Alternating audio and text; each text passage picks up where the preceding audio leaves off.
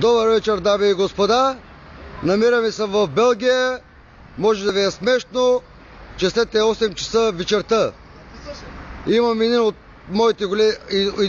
моите братовчени, Диан Георгиев, откачен луд, скача от най-големия мост на Белгия. Ето го, виждате го на вашите екрани. Нашия Дидо Бенд. Готви са за скачане. Аре да те видим, Дидо! Аре да те видим, Дидо! Ти си? Да, идвам. Изчакай така, преди да скачаш. Изчакай. Тук в момента се намираме в Белгия, 8 часа вечерта. Може да ви е смешно, но това сме ние. От град Ловеч и също Троян.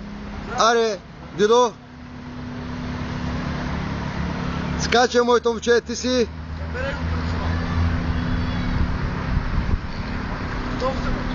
Айде, скачай! Ето го момчето. Това момче е от Троян. Вече стигнахме до него. Най-нормалният, как казва той. Разбира се.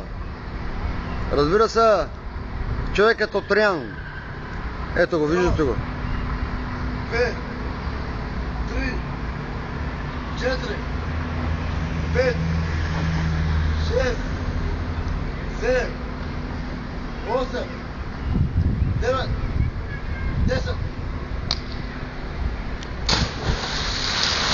Ето, видяхте. Това е човека най-смелия. От най-високият мост на Белгия, който скочи 8 часа вечерта. Дами и господа, това може да ви е на вас смешно, но за мен е истина.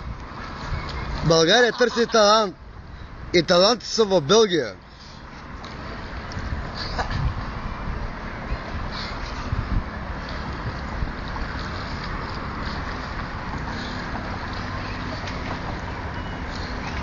Браче, да върнете по-още път.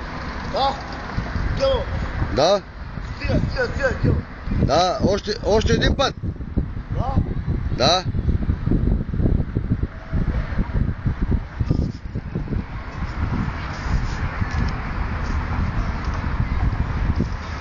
Или стига вече, стига, защото ще те издадат.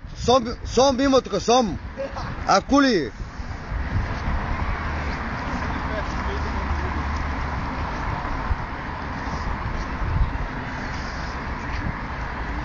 Ето го вече излиза на брега.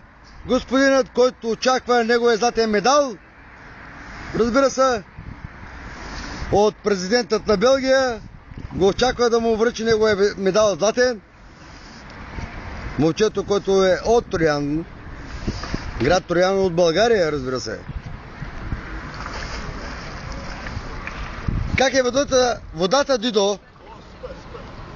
Браво. Супер. Добре ли? Водата е супер, няма проблем. Идеално. Стига.